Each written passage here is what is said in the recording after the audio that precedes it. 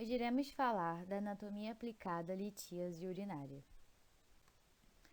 Litíase urinária é o nome clínico dado à presença de cálculos no sistema urinário. Devido à função do rim de filtrar o sangue, muitas substâncias que passam pelo sistema renal podem acabar se agregando e formando cristais que receberão o nome de cálculos.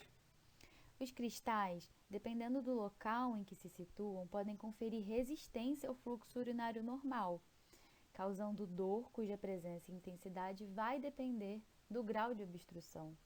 Esse grau de obstrução, por sua vez, é dado pelo tamanho do cálculo e o local em que ele está situado.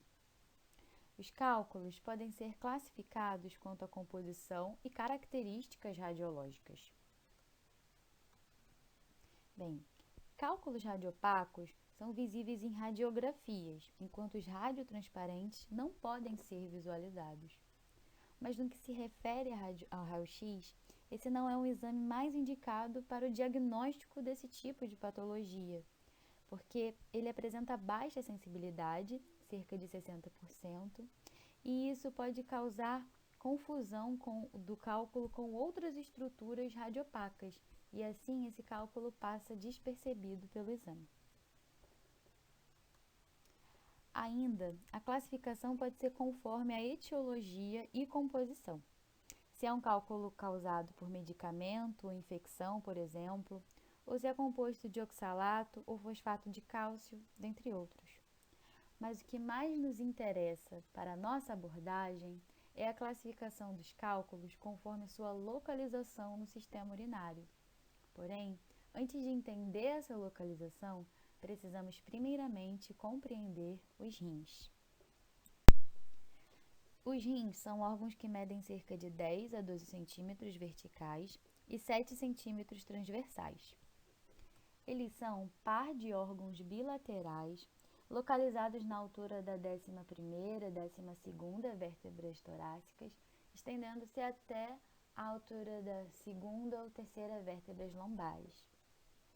Os rins, eles têm concavidade voltada para o plano mediano, são órgãos retroperitoneais que estão em uma angulação de cerca de 30 graus obliquamente do plano mediano e apresenta polo superior ligeiramente medial e posterior, enquanto o polo inferior é levemente anterior. Bem, graças à sua posição no retroperitônio, o acesso cirúrgico é feito usualmente na região lombar lateral, sendo necessário ultrapassar 3 camadas musculares antes de efetivamente chegar até os rins. Essas camadas são o serrátil anterior, transverso do abdômen e quadrado lombar. Bem, ainda se aproveitando dos aspectos topográficos, na semiologia, durante a anamnese, o sinal Giordano positivo é um indicativo de litíase urinária. Ele consiste na realização de uma percussão com a mão em forma de punho no dorso do paciente, na altura da 11ª e 12ª costela, com uma mão realizando uma espécie de amortecimento. E aí, caso esse paciente apresente uma infecção renal, quando é realizado esse teste, ele se inclina rapidamente para frente, sentindo muita dor. Bem, in situ, os rins estabelecem relação com diversos órgãos do corpo, o que leva inclusive ao posicionamento mais inferior do rim direito se comparado ao rim esquerdo. O rim direito, ele tem relação superior com o fígado, medialmente com o duodeno, inferiormente com o jejum no ilho e inferolateralmente com o colo ascendente. Já o rim esquerdo, ele tem relação superior com o estômago, superior lateral com o baço, inferolateralmente com o colo descendente, inferomedialmente com o jejum no ilho, além de medialmente com a cabeça do pâncreas. Bem, nessa imagem, podemos perceber a relação dos rins no retroperitônio e a íntima relação medial com os músculos psoas maior. Ainda, o rim esquerdo é mais próximo da aorta abdominal, enquanto o rim direito da veia cava inferior, o que faz com que a artéria renal esquerda seja maior que a direita, e o contrário para a veia renal. É possível perceber também as relações do ureter e destacar 3 importantes pontos para a compreensão da litíase urinária: a junção uteropélvica, o ponto de cruzamento sobre os vasos ilíacos e a junção uterovesical. Aqui temos uma imagem semelhante em espécime anatômico, destacando os pontos: junção uteropélvica, a junção uterovesicular e o cruzamento dos vasos ilíacos, representando assim os pontos de maior estreitamento do ureter. Em ordem de entender a nomenclatura dos cálculos por sua localização e também de como se dá o processo de migração, a gente vai primeiro olhar para o interior da estrutura renal. O rim ele é recoberto por essa cápsula fibrosa e internamente a essa cápsula ele é dividido em córtex e medula. A medula renal ela se organiza em um sistema de pirâmides, que é onde eu estou passando o pointer aqui. A base de cada uma dessas pirâmides voltada para o córtex é onde, em última instância, vão se dividir as artérias interlobulares para formar as arteriolas aferentes.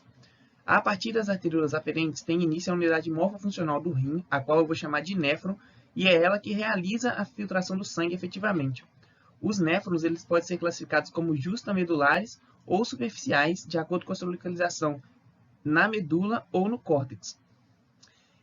O conteúdo da filtração que os néfrons realizam, após passar por todas as etapas de secreção e reabsorção no sistema dos túbulos renais, ele vai ser encaminhado para o ápice das pirâmides renais por meio do sistema de ductos coletores. O ápice dessas pirâmides ele é nomeado de papila renal, onde eu estou passando o pointer, e depois de passar pela papila renal, a urina, que é o nome que o filtrado recebe já nessa etapa, ela é encaminhada para os cálices menores e cálices maiores. Cada rim pode conter cerca de 3 a 4 cálices maiores, que convergem para formar a pelve renal. A pelve renal segue o seu caminho para desaguar a urina no ureter, por onde ela é conduzida por meio de ondas peristálticas até a bexiga e vai ser armazenada até que se tenha o desejo miccional. Agora, da classificação dos cálculos propriamente dita, cálculos que estão localizados nos cálices renais, eles são denominados de cálculos caliciais. Os que se localizam na pelve renal são denominados de cálculos pélvicos. Tem ainda aqueles cálculos que vão abranger completamente a estrutura da pelve renal e dos cálices renais, ou então parcialmente os cálices renais e a pelve, chamado de cálculos coraliformes completos ou parciais. Quando se localiza no ureter, o cálculo tem o nome de cálculo ureteral. Na bexiga urinária ele recebe o nome de cálculo vesical e, por fim, pode ainda haver cálculos na uretra, que vão receber o nome de cálculos uretrais. A litíase urinária usualmente vai apresentar sintomas na clínica quando o cálculo já deixou o rim e se encontra no ureter. A dor de um cálculo ela é conhecida como cólica reno-uretral e ela se dá em decorrência da resistência ao fluxo urinário que é conferida pela presença do cálculo, quando este se prende nos pontos de estreitamento do sistema urinário, mais especificamente no ureter. E no ureter, os pontos de menor estreitamento são a junção uretéricopélvica, onde a pelve renal se une para formar o ureter, o cruzamento do ureter sobre os vasos ilíacos e a junção ureterovesical do ureter com a bexiga urinária. Aqui os pontos estão indicados e é onde esse cálculo ele mais comumente fica preso, como eu já disse, porque é um lugar de estreitamento e aí ele bloqueia o fluxo urinário. A partir da obstrução aguda do fluxo urinário, ocorre uma dilatação da via excretora que desencadeia reflexos, e esses reflexos vão diminuir a taxa de filtração glomerular. A partir daí, eu tenho um quadro de isquemia causado principalmente pela tromboxana A2, que é um potente vasoconstritor. Juntamente ao quadro de isquemia, ocorrem espasmos da via excretora na tentativa de desobstruir o fluxo, o que acaba por piorar a dor. Esses espasmos são desencadeados por reflexo vagal, e esse reflexo vagal é também responsável por outros sintomas da litíase, como náuseas e vômitos. O tratamento para a litíase vai depender do tamanho do cálculo, sendo que aqueles cálculos que possuem até 10 milímetros, por ter uma boa chance de eliminação espontânea, a gente evita fazer um tratamento invasivo por meio cirúrgico, já que a litíase é uma doença crônica e o paciente muito provavelmente vai desenvolver novos cálculos. Assim, quanto mais a gente puder evitar uma cirurgia desnecessária, é melhor. Em ordem da gente entender esse tratamento cirúrgico, é preciso conhecer primeiro a irrigação renal. O rim ele é então irrigado pela artéria renal, que entra no rim através do ilho renal e é um ramo da aorta abdominal. Nas proximidades do ilho, essa artéria vai se dividir em uma porção anterior e uma porção anterior.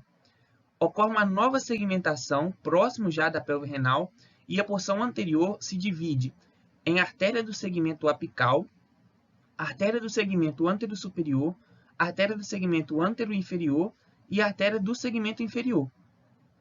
A parte posterior se forma a artéria do segmento posterior. É a ramificação dessas artérias que permite a divisão do rim em um sistema de lóbulos. Superiormente, a gente vai ter o lóbulo superior e inferiormente a gente tem o lóbulo inferior. Já anteriormente, observam-se dois lóbulos, o lóbulo antero-superior e o lóbulo antero-inferior. Posteriormente, o lóbulo único, que é o lóbulo posterior. Cada lóbulo desses é irrigado pela artéria que recebe o mesmo nome. E sabendo todo aquele processo que as artérias renais fazem em artérias interlobulares, artérias arqueadas, a irrigação renal ela é muito densa. E visando evitar que esses vasos sejam lesados, comprometendo assim a função do rim, a gente precisa conhecer a anatomia para fazer uma incisão cirúrgica. Antes de falar propriamente da cirurgia, eu vou falar sobre o posicionamento do rim, que é importante a gente lembrar que em relação ao plano coronal, esse aqui marcado em azul, a parte superior do rim vai se encontrar ligeiramente medial e posterior, enquanto o polo inferior do rim ele vai se encontrar levemente anterior. Já agora, com relação ao plano mediano, esse plano em vermelho, o rim ele vai estar numa posição oblíqua com inclinação de 30 graus, que vai ser importante para a gente fazer o acesso cirúrgico. Tomando em conta todas isso que eu falei sobre irrigação renal e também sobre o posicionamento do rim, o arqueio que as artérias arqueadas realizam nas proximidades da margem convexa do rim, antes delas se tornarem artérias interlobulares, cria para a gente o chamado plano avascular do rim, onde apenas existe microcirculação.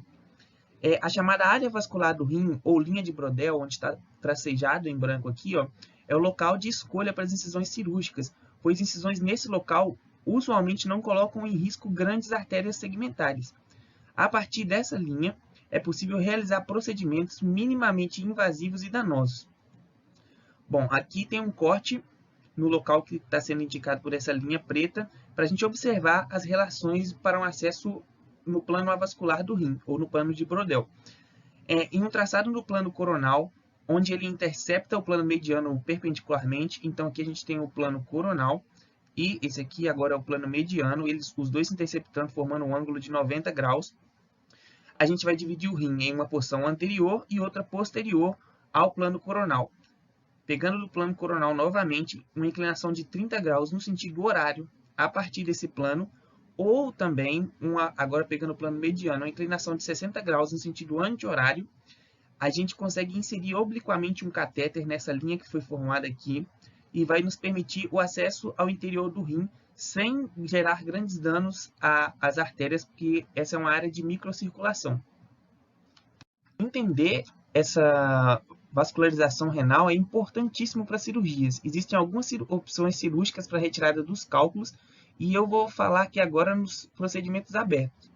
Primeiramente, a nefrolitotomia, que ela é um procedimento que consiste numa incisão através daquela linha de Brodel, podendo ser do tipo nefrolitotomia anatrófica, que a gente vai retirar cálculos maiores por meio dessa cirurgia, aqueles cálculos coraliformes que eu falei, onde a gente vai abrir o rim completamente ao meio, na linha de Brodel, que é contralateral ao hino renal.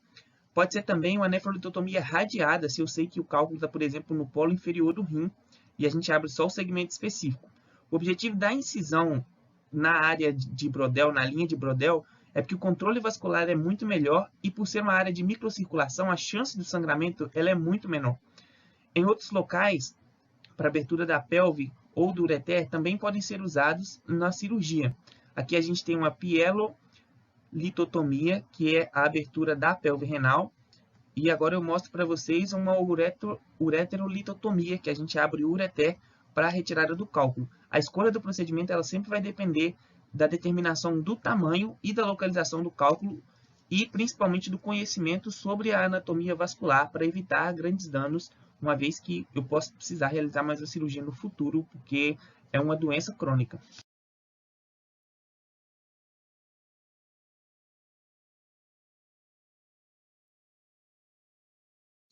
É importante destacar que as cirurgias abertas hoje em dia são condutas de exceção, porque já existem alternativas melhores que são minimamente invasivas, como por exemplo a nefrolitotomia percutânea e a nefrolitotomia endoscópica. A nefrolitotomia percutânea é um procedimento mais utilizado em cálculos grandes, ou seja, maiores que 2 centímetros. Nela, faz-se uma punção lombar, por onde dilata-se um pertuito, ou seja, um orifício pequeno, e ali é inserida uma câmera. Essa câmera entra na via excretora, onde o cálculo é fragmentado pela punção lombar anteriormente feita, e dali são retirados os pedacinhos dele. É uma boa alternativa, porque embora haja agressão ao rim, ela não é tão grande quanto seria numa cirurgia aberta.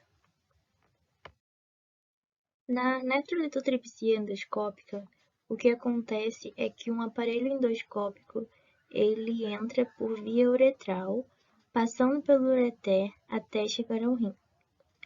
Com uma fibra laser, fragmenta-se o cálculo urinário e depois, posteriormente, retira.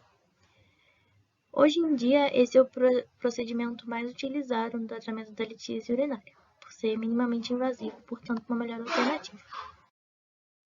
Agora eu vou falar um pouco sobre a anatomia da bexiga, que é um outro órgão em que também podem se formar cálculos urinários. A bexiga, ela é o órgão mais anterior das vísceras pélvicas, localizada na pelve, e a pelve também abriga, em se tratando do sistema urinário, as partes terminais dos ureteres e a parte proximal da uretra. Quando a superfície superficial superior fica muito cheia, quando a bexiga está cheia, ela pode se expandir para a cavidade abdominal. Mas quando vazia, a gente pode dizer que ela tem uma forma piramidal com 3 lados. A bexiga ela possui base, ápice, superfície superior e 2 superfícies inferolaterais, como a gente pode observar aqui. O ápice da bexiga está voltado para a parte superior da síntese púbica. Aqui, o ligamento umbilical mediano continua a partir do ápice, esse ligamento aqui, continua a partir do ápice superiormente pela parede da abdominal superior até chegar ao umbigo. A sua base, que a gente pode observar bem aqui, e aqui também, ela tem um formato de triângulo invertido. Os 2 ureteres, eles entram pela base nos cantos superiores e a uretra, ela entra pelo órgão no canto inferior.